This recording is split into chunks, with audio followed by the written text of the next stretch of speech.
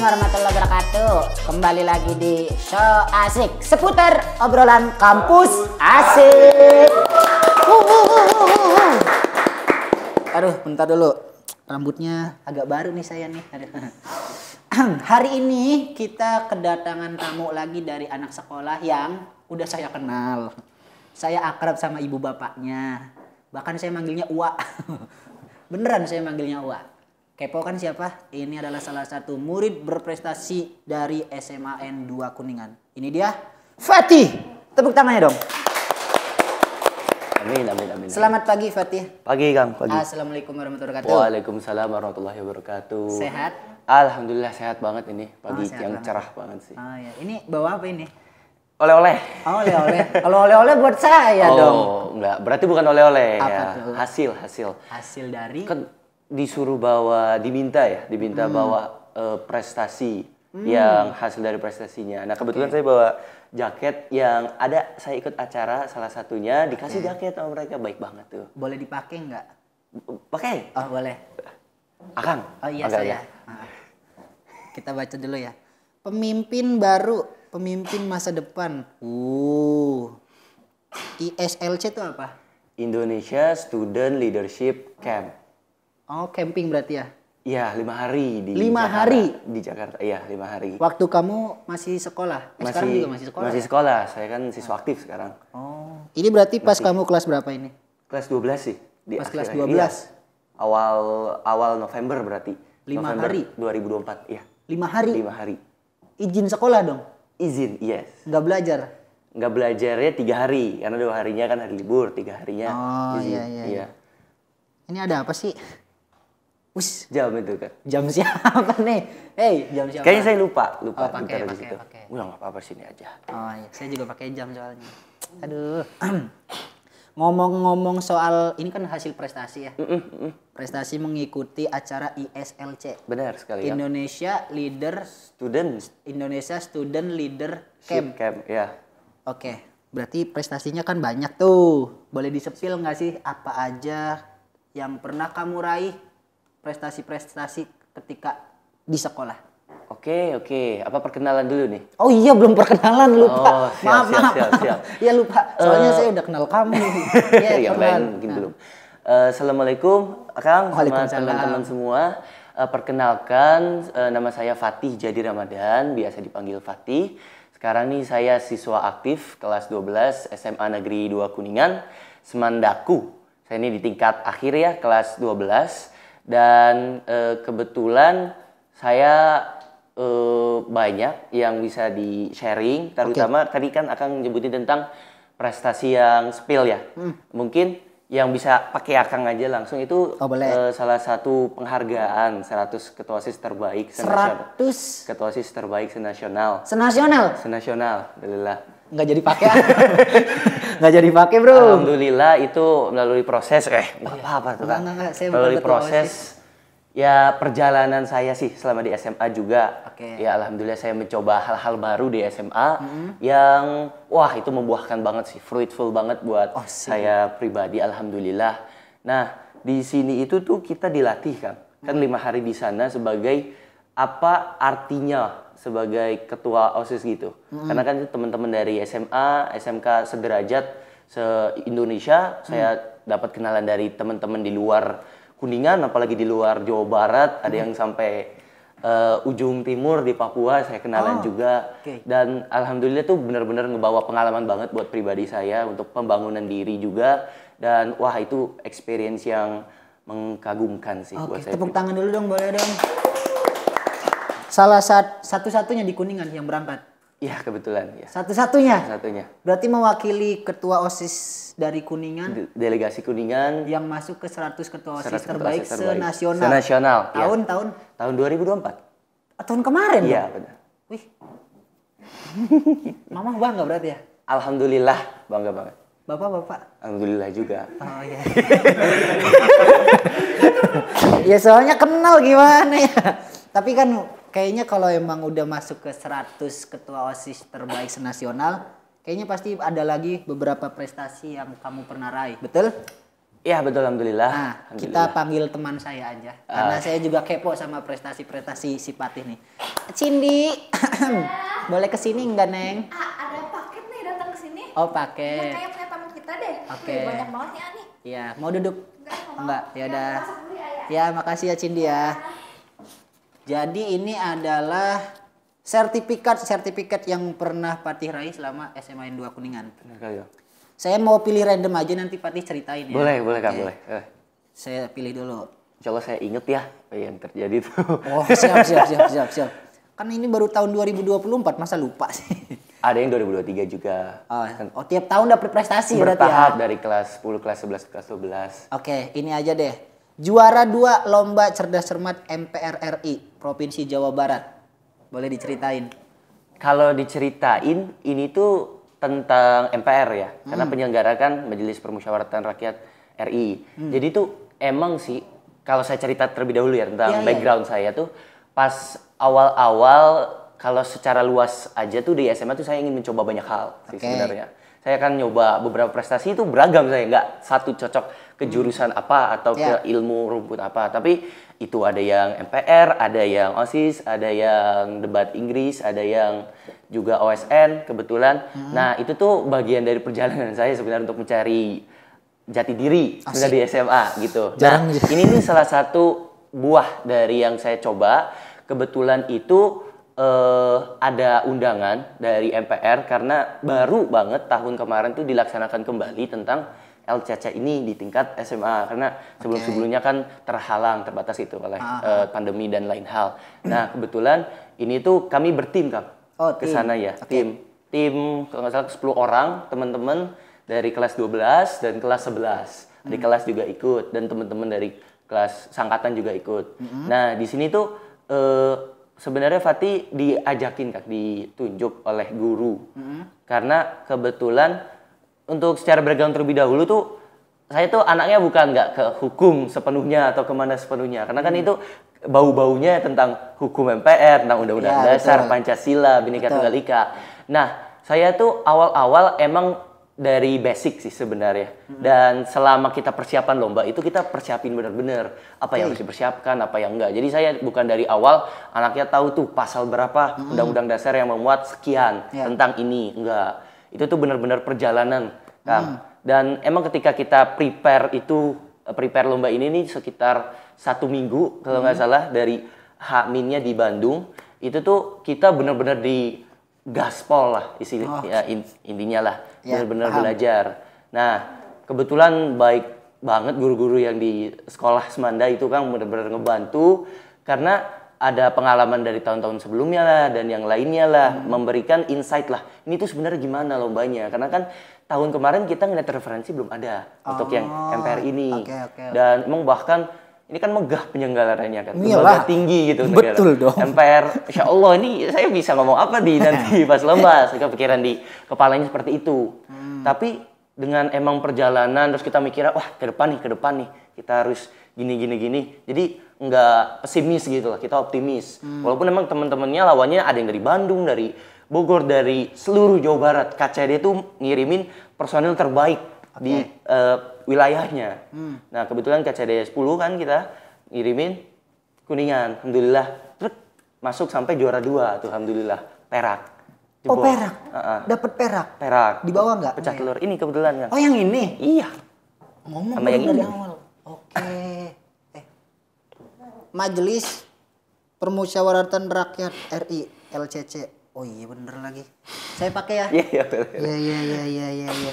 Biar agak keren dikit. Boleh nih buat thumbnail.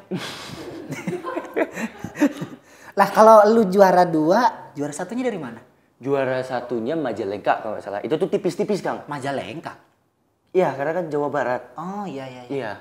Majalengka. Tipis berapa tuh? Kan itu berdasarkan poin Kang. Kita tuh bedanya 10. Karena kalau sistem lomba LCC itu teknis ya, cepet-cepetan. Iya kan? Ada beberapa babak gitu ya. Nah di babak 1 kita dapat full itu nilai bulat. Yang kedua tergantung dengan argumen tim. Karena kan itu kita datang per tim. Jadi yang pertama itu kita sebagai tim sebutin ada pertanyaan. Terus kalau di babak kedua itu ini tuh per tim tapi argumen, ada pro dan kontra. Contohnya ini kemarin saya dapat tentang IKN.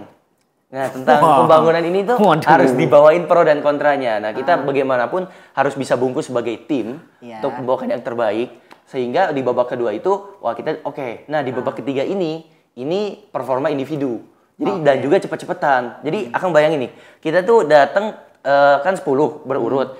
3 sekolah yang dilombain di depan. Jadi ada tombol-tombolnya nih, 1, 2, 3. Nah, kalau kita klik tombolnya kan itu cepet-cepetan kan? Betul. Soal pertanyaan diomongin kan? Nah, itu tuh bener-bener pressure-nya lebih lagi. Dan emang pas proses kita kompetisi ini tuh, kita nih bisa alhamdulillah dengan preparasi sekian hari gitu kan, alhamdulillah buah. Nah, saya bilang tipis itu karena emang saat itu tuh tentang cepet-cepetan doang.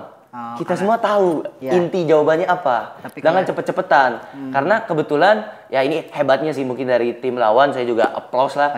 Sebelum pertanyaan selesai dibacain dia udah mencet duluan. Karena itu bisa berprediksi. Tapi kan itu resiko ya. Betul. Dia mencet, kalau dia nggak tahu lanjutan pertanyaan mungkin aja salah. Fatal. Iya, fatal.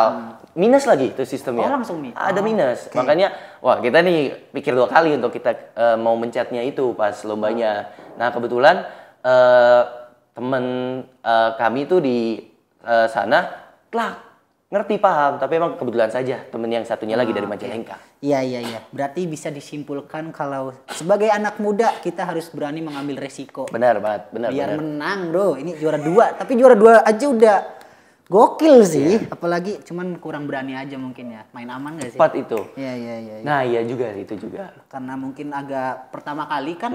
Jadi masih agak masih main aman mau jatuh nih.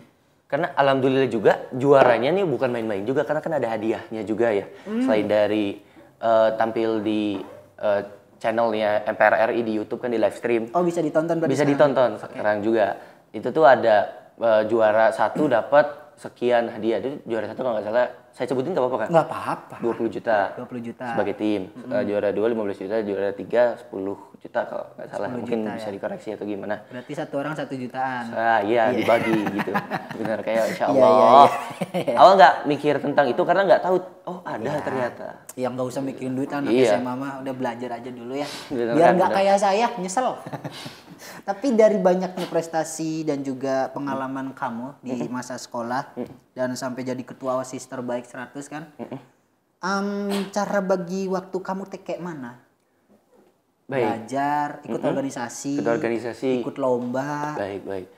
Berarti kalau kebagiin 3 kategori ya mungkin ya. Organisasi, sekolah, maksud saya KBM kayak biasa dan prestasi di luar sekolah. Gitu kan. Nah, saya ini emang sebagai orang yang di 3 kategori harus ngambil titik tengahnya. Kalau dibilang bagaimana cara mengatur waktu tuh, ini ada 1 poin keren banget dari yang pernah saya dengar. Asik nih. Soalnya ada buku nih. 7 Habits of Highly Effective People. Itu tuh saya pernah dengar, pernah nonton. Karena saya nggak baca seluruh bukunya, tapi pernah sekilas. Mungkin akan juga pernah dengar nih. Tentang 4 kuadran. Yang kebagi tentang urgent, important, urgent, not important, important, not urgent, dan not urgent, and not important. Nah, ini nih mungkin bisa mewakili waktu teman-teman juga untuk ngebagi waktunya seperti apa. Ini tuh emang yang mengkemukakan tuh salah satu presiden Amerika Serikat, Eisenhower. Nah, ini tuh ngebagi gimana kita, apa yang bisa kita lakukan saat itu juga dan urgent, dan ada juga yang bisa kita delegasikan. Nah, kalau sebagai posisinya sebagai ketua OSIS tuh kita kan ada beberapa program yang harus kita jalankan. Nah, ini tuh kita nggak serta-merta Fatih megang seluruhnya menjadi ketua. Itu nggak, itu bakal teledor banget. Kan saya nggak bisa dibagi 2 gitu, dibilang 2. Iya, betul, sama. Makanya bagi aja. Kalau apa yang bisa didelegasi ke temen, jadi wakil ketua pelaksana, itu temen silahkan. Nah, di sini Fatih kalau sebagai ketua itu sebagai penanggung jawab posisinya. Jadi apa yang harusnya jalan, apa harus sesuai dengan timeline besarnya OSIS di sekolah itu jalan. Karena tiap bulan harus garap proker ini. Tiap bulan lagi harus 2-3. Bulan kedepannya harus persiapin ini.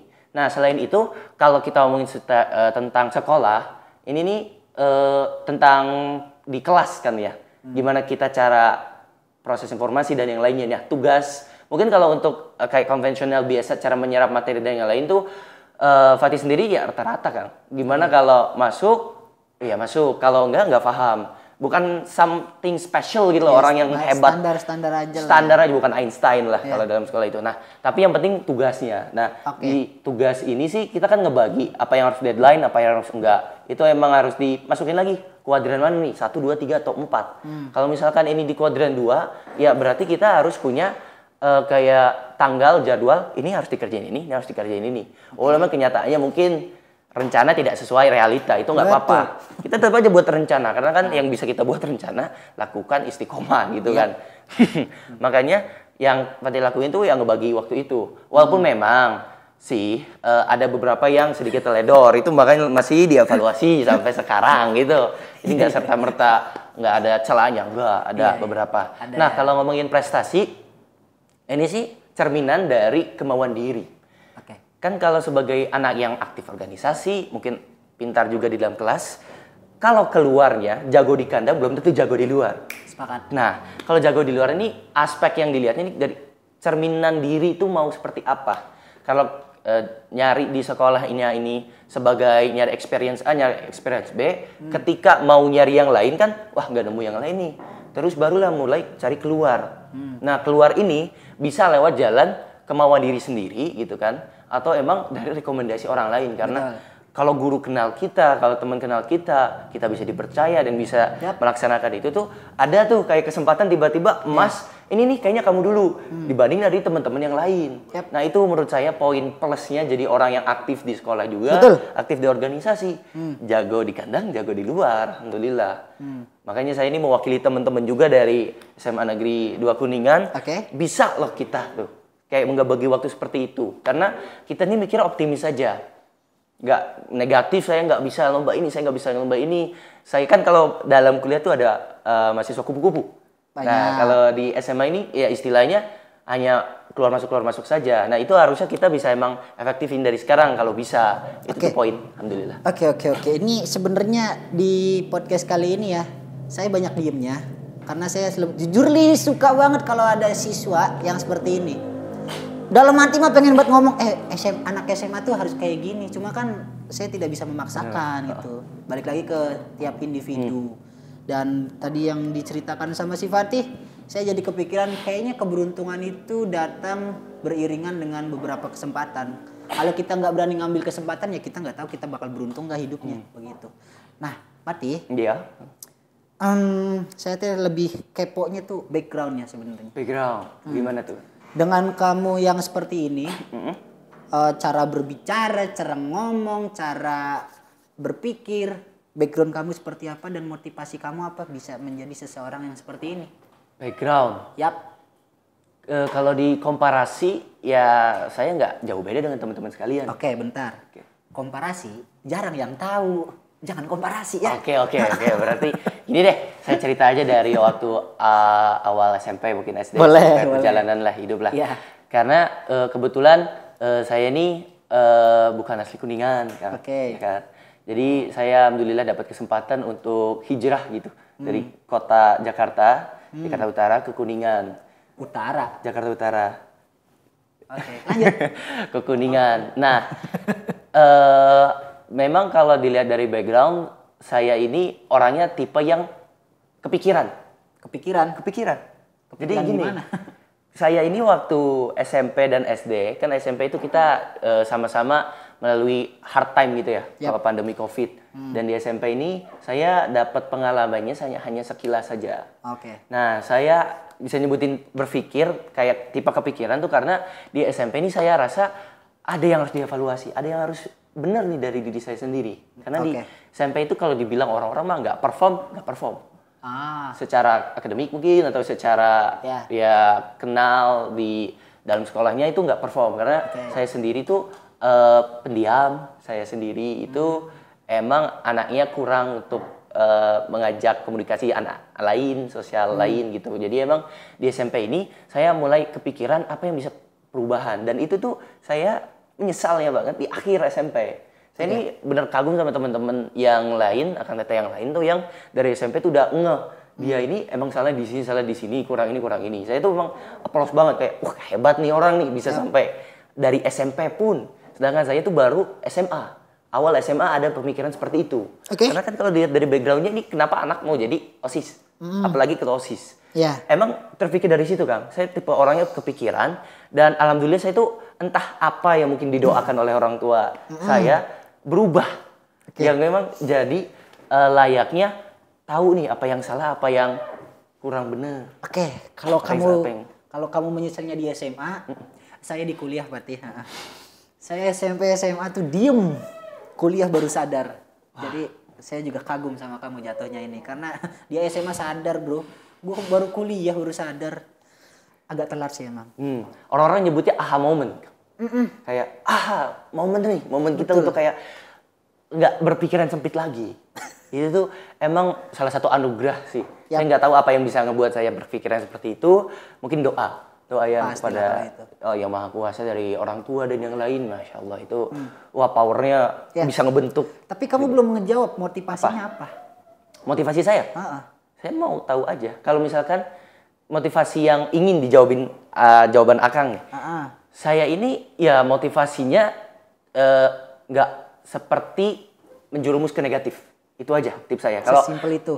Sesimpel itu, motivasi apapun itu baik pasti ada jalannya. Yang penting jangan pernah negatif.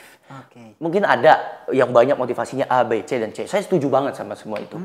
Tapi emang kalau diambil satu jawaban ya hablum minannas hablum minallah gitu kan. Terus juga gimana caranya nggak negatif motivasinya, nggak malas, nggak aduh kayaknya aku nggak bisa nih, aku nggak kayak gini nih. Kita semua basisnya sama kan. Ada yang Maha Kuasa di atas. Apapun orang kayak gitu kan. Karena sulit sih emang pemikiran seperti itu untuk kayak general aja semua, ini tugas, ini tugas. Tapi yang bisa saya petik dari pemikiran ini ngebuahin, motivasinya harus berkembang, harus diri berkembang. Motivasinya harus ada networking, motivasinya harus kita paham nih. Dan secara intelligence nih ya. Nah, di SMP juga saya IQ saya itu oke lah rata-rata tapi di atas dikit. Tapi Berapa? Saya kalau tepat klek gitu tuh rata-rata kita berapa sih? Rata-rata manusia. Iya, rata-rata. Indonesia nih. Ya, jangan Indonesia Kalau Indonesia malu nyebutnya ya. Ya bukan disebutnya enggak usah. Kayaknya salah juga itu. Saya nolak itu IQ Indonesia dijelek-jelekin kayak gitu enggak. IQ dunia kira-kira ambilnya 100. Ya palingnya saya di bagian kuartil pertama 100 lah gitu. Nah, terus saya mikirnya tapi saya secara sosial, secara emosional dan secara kan ada beberapa QQ lagi tuh intelligence. Saya tuh enggak banget. Saya ini pertama orangnya kepikiran kalau orang bicara saya pendiam, saya nggak proaktif kepada orang waktu SMP itu. Nah, tak bagaimana saya ada rasa ini harus SMA benerin nih. Setidaknya kalau emang saya ini nggak mau sombong kalau IQ itu saya pintar dan yang lain karena ya sejujurnya seperti itu aja. Nggak se-Einstein dan yang lain. Tapi saya mau di tengah-tengah atau bahkan yang pintar lah masuk OSN Olimpiade yang lain. Saya nggak seperti itu. Saya biasa aja perform di kelas masuk top atas, tapi sekedar itu saja, nggak ada yang lain. Entah bagaimana saya mau nih dalam SMA di tengah-tengah tuh. Kalau ada kuadran 1, 2, 3, 4, IQ, SQ, EQ, nama AQ kalau nggak salah, tengah-tengah tuh. Ini dapat, bulat aja, nggak terlalu menjurumus gitu kan? Iya. Gitu. Kenapa Kak? Kenapa Kak? Nggak jadi gemes gitu, karena kan saya kan bercengkrama atau bersentuhan dengan anak SMA kan. Nah, anak SMA tuh punya harapan banyak yang kayak kamu. Waktu SMA-nya berarti bisa dong? Bukan waktu SMA. Sekarang. Udah kuliahnya. Iya, sekarang nih. Kan saya hidup nih. Nih bisa gerak nih. Hidup kan. Nah, saya kan bersentuhan dengan banyak anak SMA di Kuningan, SMK, SMP dan lain-lain. Pokoknya anak sekolah aja. Harapan saya tuh banyak anak sekolah yang seperti kamu. Cuma kan faktanya gimana gitu. Jadi agak gemes lihat orang-orang, kok pada begini sih anak-anak zaman sekarang gitu loh. Zaman sekarang tuh pada megang HP semua. Ya walaupun saya kerjanya di situ juga, cuma kan ya banyak hal yang bisa dilakukan. Maksud gua, ayo dong tingkatin lagi rasa pengen tahu dan rasa ingin mencoba. Kalau kita nggak punya trigger gitu kayak kurang gitu. Ini contoh anak SMA yang bagus tuh yang gini, coy. Amin.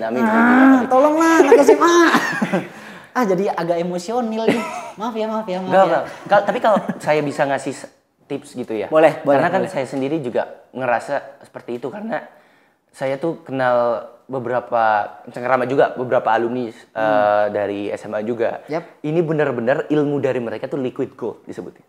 Nah, karena begini mereka kutip gitu ya, penyesalan tuh kan datang di akhir. Yep. Ada 2 keterlambatan. Pertama, kalau ketika saya ambil dulu perspektif saya SMA, ketinggalan itu pas kamu prestasi jadi yang macam-macam itu SMP. Tapi yang kedua, mulai hari ini. Oke. Itu beneran kata-kata most powerful untuk dikatakan kepada orang yang emang udah pemikirannya, udah zaman dulu itu mah udah nggak bisa diapa-apain. Wayahna gitu kan. Wayahna. Mikir ya, harusnya seperti itu. Itu bener-bener ya insya Allah dimuliakan lah alumni-alumni yang ngasih pelajaran itu kepada saya. Tapi yang berpikirnya itu kata terlambat itu tidak ada ketika kamu lakukan hari ini. Terlambat zaman-zaman dulu 2 tahun yang 3 tahun Kang Teteh teman-teman lakuin itu udah terlambat. Mungkin hari ini bukan terlambat itu namanya bisa langsung. Nah yang saya khawatirkan itu seperti itu. Kenapa saya contoh ketika kelas 11 tidak A. Nah itu salah satu motivasi untuk tidak menjerumus ke negatif. Saya putar-putar terus karena motivasi waktu kondisi A, kondisi B itu buat saya berbeda. Makanya itu gimana caranya supaya ketika kelas 12 ngelihat ke belakang itu nggak menyesal. Penyesalan itu itu dari setan lah, itu bisikan-bisikan setan lah, gitu kan? Karena apapun supaya ngebuat saya nggak nyesel. Kayak saya udah memberikan terbaik dan itu pun mindset para pelomba. Pelomba kan kayak gitu, supaya nggak menyesal di akhir, tapi udah mencoba maksimal di perjalanannya. Nah itu menurut saya paling bener-bener itu. Tenang saja. Semakin lama saya ngobrol sama ini anak ya, saya semakin paham kalau kamu tuh mirip bapak kamu. Soalnya saya tahu bapak kamu banget. Oke. Ini mah karena durasi, Fatih. Dan sebenarnya ngobrol sama orang seperti kamu, apalagi kamu masih SMA itu asik. Insya Allah saya juga buat sangat asik karena bisa diajak untuk komunikasi. Yang namanya komunikasi itu 2 arah. Kalau 1 arah namanya ceramah, oke? Jadi ini namanya 2 arah nih, ngobrol. Dapat ilmu dari Kang. Ceramah 1 arah. Iya. Kita kan bukan ceramah, kita kan ngobrol. Iya. Jadi kalau boleh nih Pati nih, ada nggak pesan-pesan untuk anak SMA atau teman-teman yang mungkin masih ragu untuk melangkah atau masih takut gitu?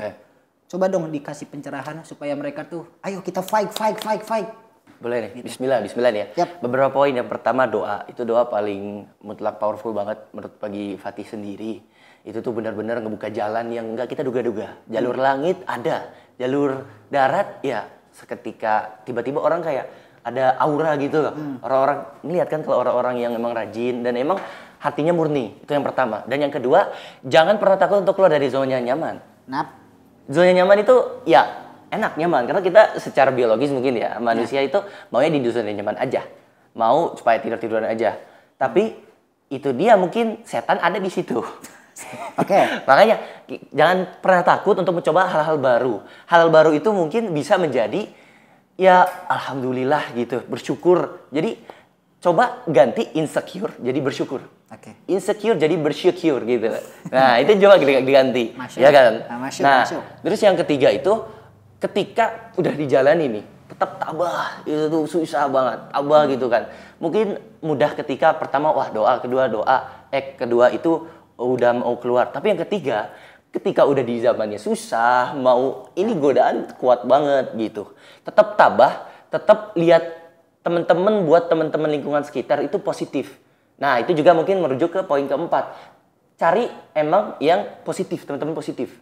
Nah, mungkin kalau di SMA itu semua teman itu terbuka untuk semua pandangan. Nah, menurut saya sebagai anak SMA, di SMA itu ya temankan semua orang, tapi emang ada beberapa yang dipilah. Tapi mungkin ini beda untuk Akang yang udah kuliah dan yang lain. Itu mungkin ada perspektif yang lain. Tapi menurut saya seperti itu, lingkungannya buat baik. Jadi yang pertama itu ya doa. Yang kedua itu kita jangan takut untuk keluar dari zona nyaman. Yang ketiga itu kita harus tabah.